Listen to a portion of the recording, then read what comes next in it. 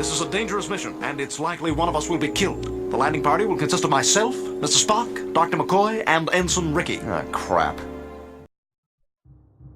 Hello everybody, this is Ensign Rickey, and I'm back with another video. In today's video, I'm going to do a small introduction to the Star Trek series, The Next Generation. Star Trek The Next Generation, otherwise known as TNG, was the second major production of a Star Trek series for television. Like the original, this adaptation of Star Trek was created by Gene Roddenberry. The series aired on television in the US on September 28, 1987, and the show ran for 7 years, ending in the May of 1994. This series was labeled as the spiritual successor to Star Trek's original series in the 1960s. This is a little over 20 years from Star Trek's original series, which was produced from 1966 to 1969. When The Next Generation first aired, it was met with some very harsh and negative criticism. Unbeknownst to everyone at the time, that this series would eventually herald what they call the second golden age of the Star Trek franchise. Because of the show's success past its third season, it would bear a torch that would light the way for the Star Trek franchise for another 18 years to come. For more information regarding Gene Roddenberry and his original premise for Star Trek, please check out my first video introduction for Star Trek's original series.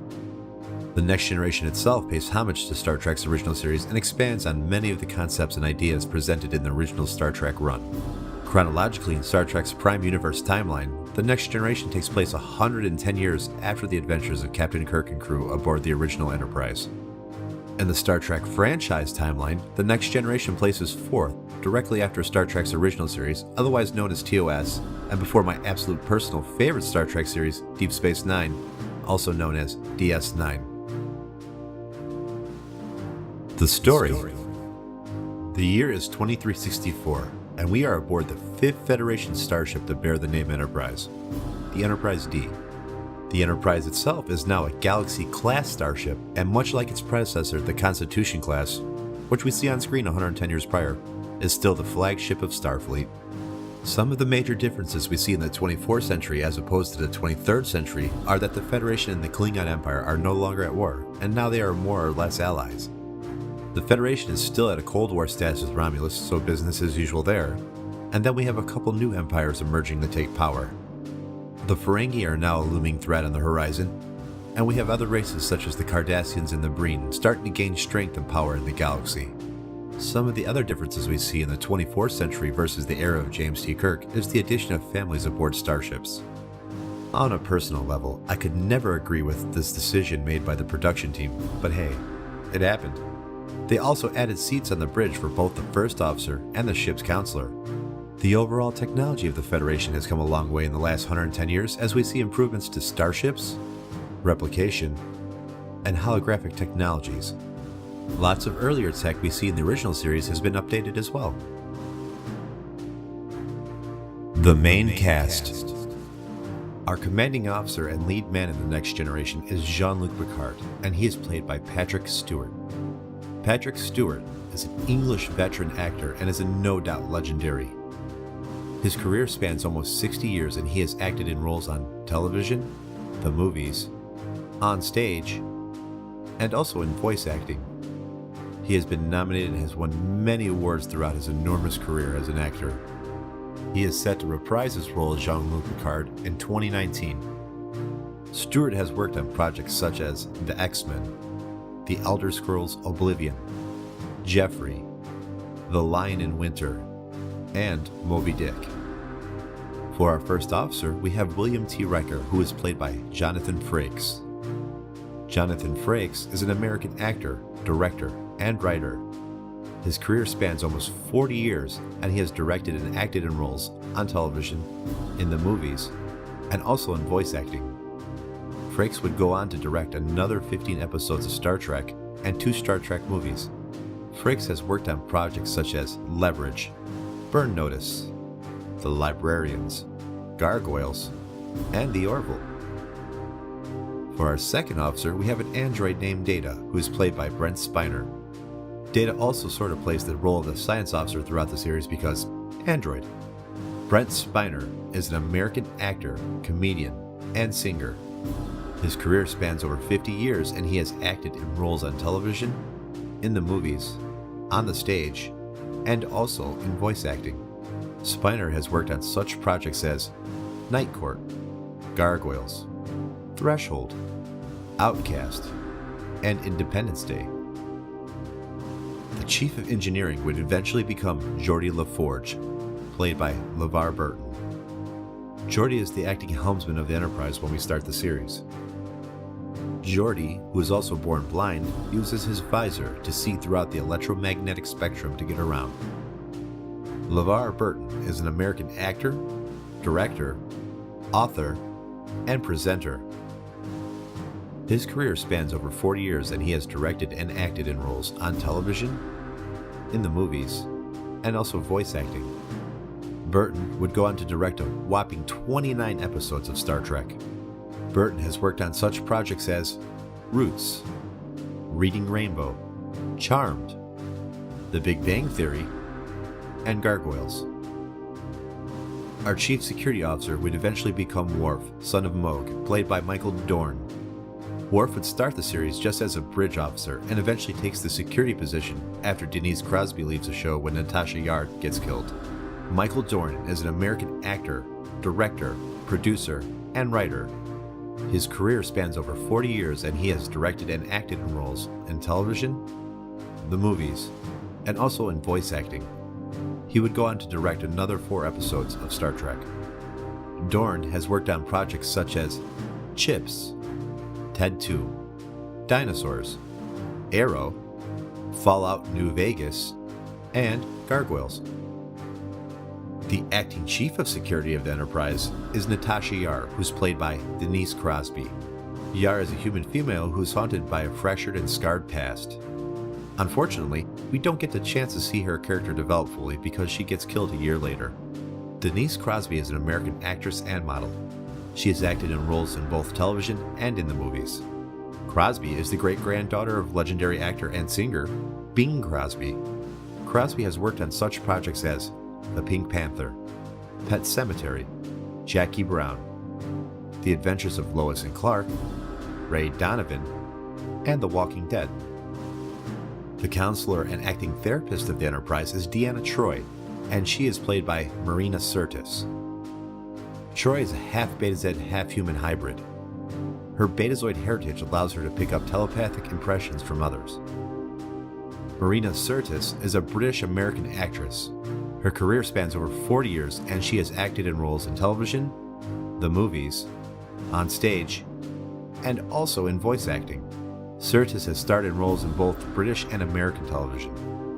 Sirtis has worked on projects such as Hunter, The Outer Limits, Stargate SG-1, Scandal, The Orville, and in Gargoyles. And finally, we have for our Chief Medical Officer, Dr. Beverly Crusher, who is played by Gates McFadden. Crusher is a widow of 10 years and a single mother. She gets posted to the Enterprise with her son Wesley. Crusher would leave in the 2nd season and then return for the rest of the series in the 3rd season. Gates McFadden is an American actress, choreographer, and director. Her career spans over 40 years, and she has directed and acted in roles on television, in the movies, on the stage, and also in voice acting. She is also a career dancer of some note. McFadden would go on to direct 1 episode of Star Trek. McFadden has worked on projects such as The Muppets Take Manhattan, Labyrinth, The Hunt for October, Taking Care of Business, The Cosby Show, and Franklin and Bash. In the 2nd season, Beverly leaves the show, and our Chief Medical Officer becomes Catherine Pulaski, who is played by Diana Muldaur. In Season 2, Pulaski gets assigned to the Enterprise to replace Beverly Crusher, who leaves to assume her position as head of Starfleet Medical. Diana Muldaur is an American actress. Her career spanned for almost 30 years. She has acted in roles in television, the movies, and also in voice acting. Muldaur was the first woman to serve as president of the Academy of Television Arts and Sciences, or ATAS for short. This is the organization that created and distributes the Emmy Award. Muldaur also appears in 2 episodes of Star Trek's original series as Dr. Miranda Jones in the episode Is There No Truth in Beauty? and Dr. Ann Mulhall in the episode Return to Tomorrow. MULDAUR has worked on such projects as Batman the Animated Series, LA Law, McCloud, the original Incredible Hulk, and A Year in the Life. Beverly Crusher's son Wesley Crusher is played by Wil Wheaton. Wesley's in quite a number of episodes throughout the series, but he eventually leaves before the show's end. Wil Wheaton is an American actor, blogger, and writer. His career spans almost 40 years, and he has acted in roles in television, in the movies, on the web, and also in voice acting. Wheaton has worked on such projects as The Last Starfighter, Stand By Me, Sharknado, Leverage, The Big Bang Theory, and The Guild. Conclusion and personal thoughts. My overall view of TNG, like most Star Trek, is that I enjoyed it. Be that as it may, I cannot defend the bad writing and acting in the first couple seasons, but this is common of most Star Trek. This is the Star Trek of my generation, as I was born 12 years after the first Star Trek aired. This series would spawn my absolute favorite Star Trek series, Deep Space Nine. Which brings me to something I'd like to address. It's an age-old topic that never gets discussed. The difference in both viewing and opinion of first-generation Trekkies that grew up with the adventures of Captain Kirk versus the opinion of second and later generation Trekkies like myself who grew up watching Picard, Sisko, and Janeway hold the torch. Sometimes the lines can get blurred, and this leads to many arguments about which Star Trek series is the best and who the best captain in Star Trek was. Most of the first-generation Trekkies I talk to and meet live and die by Star Trek's original series, and Kirk usually tends to be their first choice as best captain. The second-generation Trekkies like myself are more partial to the TNG era of Trek, and will usually pick Picard, Sisko, Janeway, or even Archer as their favorite captain. As an example, I will use Star Trek the Motion Picture's gratuitous ship-porn scene of the original Enterprise. Now don't get me wrong, it is a very, very cool scene, but it is so very long. But can I get back to the story and the characters, please? Now, for the first generation Trekkies that grew up on the original series, when they went to the theater to see the motion picture as soon as it came out, it's a whole different story. When the movie gets to this scene, it was as if God himself had come out the movie screen at the theater and handed them complete salvation along with the Holy Grail. And I guess I can kind of relate to that. I mean, in the late 60s, kids were outside playing baseball with rocks and sticks. So, in conclusion, what was the best Star Trek? Who is the best captain? The fact is, when you look further into it, each series had its ups and downs. Every Star Trek series for me has a moment where it hits you in the feels. Every captain had both positive and negative attributes that people who watch Star Trek can draw upon. So with that said, in my opinion, I think they are all great. And of course, respect your fellow Trekkies of all ages. Try and imagine where the older Trekkies came from, and have some respect for them, not only when they are screaming at you to get off their lawn, but also when they are telling you that Kirk and crew are the best Trek of all Star Trek. Well, this concludes my introduction to Star Trek The Next Generation. Thank you for watching, and I hope you enjoyed this video and the other content that I produce. As always, if you like what I do, please hit the like button and subscribe for more content. Thank you for watching, and I hope you all enjoy the show.